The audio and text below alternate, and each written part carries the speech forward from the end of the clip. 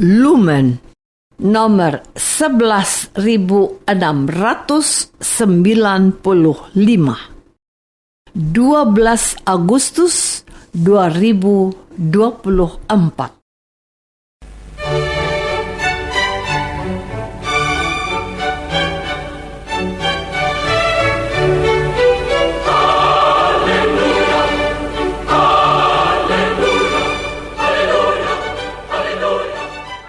Saudara pendengar di segenap penjuru tanah air, selamat bergabung dengan Lumen Indonesia. Lumen Indonesia, siap melayani Anda setiap hari. Saudara terkasih, marilah kita bersatu dalam Tuhan kita Yesus Kristus yang tidak berubah dahulu, sekarang, dan selama-lamanya. Allah Sang Maha Rahim mengasihi dan menerima sebagaimana adanya kita. Allah Bapa kita di surga senantiasa bersedia menolong, menghibur, dan meneguhkan kita dalam menghadapi segala permasalahan hidup sehari-hari.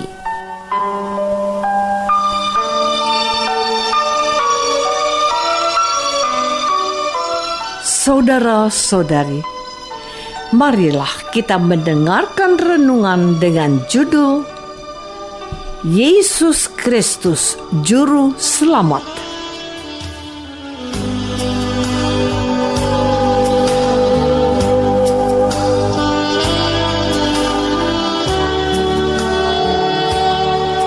Yang berdasarkan pada Injil Matius bab 17 ayat 24 dan 25a.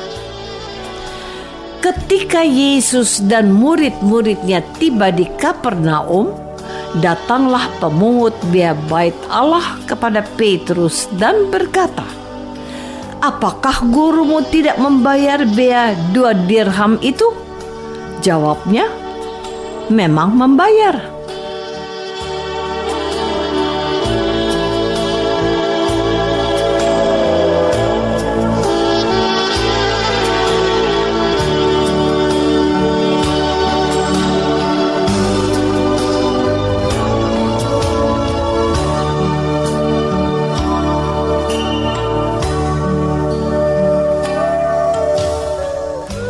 Dalam nama Bapa dan Putra dan Roh Kudus.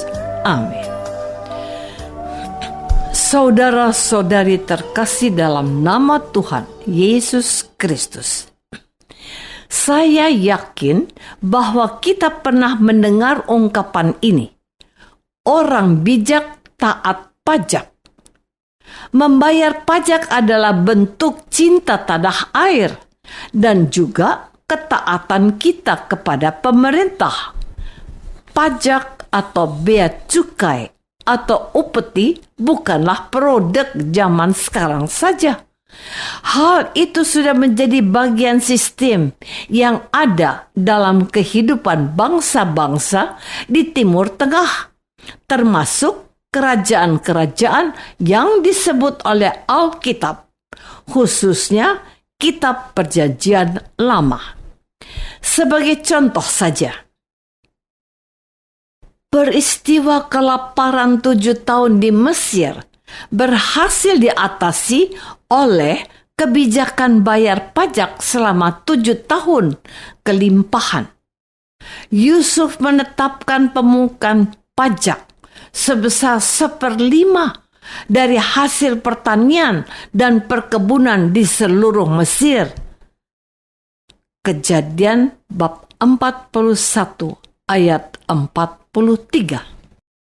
Adapun tujuannya agar selama masa paceklik Mesir memiliki kecukupan cadangan makanan. Tujuan pemungutan Tujuan pemungutan pajak itu untuk kesejahteraan rakyat. Seorang pemungut cukai yang dianggap sebagai kaki tangan penjajah Roma menanya Petrus, apakah gurunya juga membayar bea bait Allah sebesar 2 dirham? Dijawab Petrus, memang membayar. Saudara-saudari terkasih, pembayaran pajak bait Allah merupakan tuntutan Taurat yang masih dipegang pada masa itu oleh mayoritas bangsa Yahudi. Semua orang yang berusia 20 tahun ke atas harus membayar setengah shekel atau 2 dirham sebagai uang pendamaian atas dosa. Keluaran bab 30 ayat 11 sampai 16. Meskipun Yesus tidak mempunyai dosa apapun yang harus ditebus, Ia hadir di dunia ini sebagai manusia serupa dengan kita, orang yang berdosa. Supaya tidak menjadi batu sandungan bagi orang banyak, Tuhan Yesus membayar bea bait Allah sebagaimana ditanyakan oleh pemungut cukai. Yang menarik perhatian saya, Tuhan Yesus tidak meminta uang kepada Yudas sebagai pemegang khas kelompok 12 yang menjadi rasul Tuhan Yesus. Yesus menyuruh Petrus untuk memancing ikan. Dan dari hasil pancingan pertamanya, Petrus harus membuka mulut ikan itu dan ia akan menemukan 4 dirham. Pesannya, 2 dirham untuk melunasi pajak Petrus dan 2 dirham untuk membayar kewajiban gurunya Yesus. Mujizat penangkapan ikan ini dikenal dengan mujizat uang di mulut ikan. Saudara-saudari terkasih, ikan yang ditangkap oleh Petrus itu dari jenis tilapia yang banyak terdapat di Danau Galilea. Jenis ikan ini sering disebut ikan Santo Petrus. Ikan ini biasanya melindungi anak-anaknya agar tidak dimangsa predator dengan menyimpan dalam mulutnya. Terkadang ada hal lain yang masuk ke dalam mulut ikan itu. Tetapi Tuhan Yesus memastikan kepada Petrus pada ikan pertama yang dipancingnya ada sekeping mata uang logam yang bernilai 4 dirham. Sebutannya tetradram. Dengan uang itu cukuplah bagi Yesus dan Petrus untuk memenuhi kewajiban membayar bea untuk bait Allah. 2 dirham untuknya dan 2 dirham lain untuk Petrus.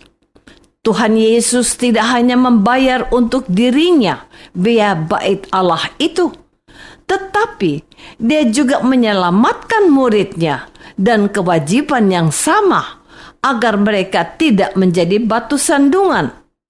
Sebagai warga masyarakat Yahudi, beliau tetap merendahkan diri dan tetap memenuhi kewajiban sebagaimana yang seharusnya dilakukan oleh setiap orang Yahudi yang sudah genap berusia 20 tahun. Tetapi, mengapa Yesus harus mengambil koin logam itu dari mulut ikan? Ikan dalam bahasa Yunani adalah ikstis. Baca iktus. Dalam pemahaman tradisi gereja kata itu diberi kepanjangan. Yesus Kristus Theo Hoios Soter, yang artinya Yesus Kristus Putra Allah Sang Penyelamat. Bahkan pada masa lalu, menurut Santo Tertullianus, orang-orang Kristen menyatakan dirinya sebagai ikan-ikan kecil. Menurut citra ikhtus, yaitu Yesus Kristus, dan mereka dilahirkan kembali dari air. Saudara-saudari terkasih, ada 2 catatan penting yang mengingatkan saya akan pesan Injil hari ini.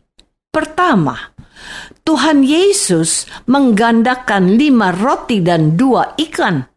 Oleh kedua bahan itu, 5.000 orang tidak termasuk perempuan dan anak-anak dikenyangkan karena Yesus memberkatinya. Kedua, Tuhan Yesus juga mengatakan tentang kewajiban membayar pajak. Katanya, berikanlah kepada Kaisar apa yang menjadi hak Kaisar, dan kepada Allah yang menjadi hak Allah.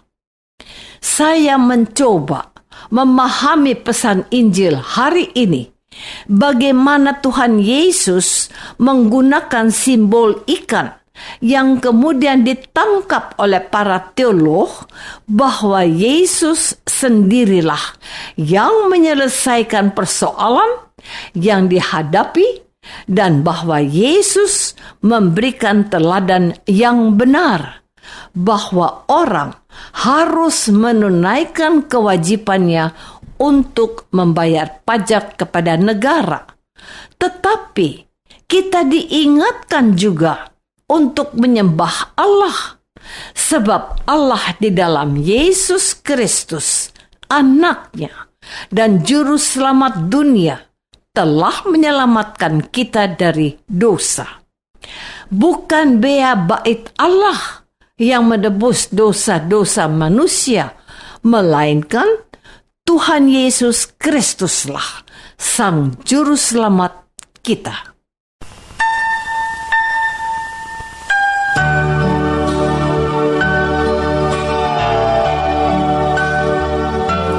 Marilah kita masuk dalam saat hening sejenak untuk meresapkan renungan yang baru saja kita dengar bersama dalam kehidupan iman kita masing-masing.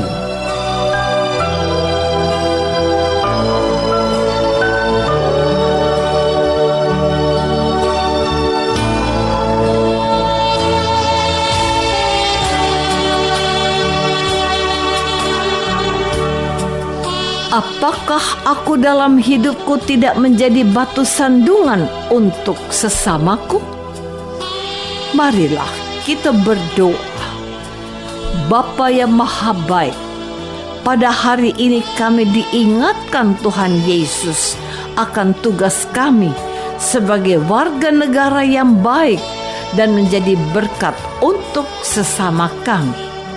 Tambahkanlah iman kami kepada Yesus Kristus, Tuhan dan Juru Selamat kami. Amin. Semoga kita semua selalu dinaungi dan dibimbing oleh berkat Allah yang Maha Kuasa. Dalam nama Bapa dan Putra dan Roh Kudus. Amin.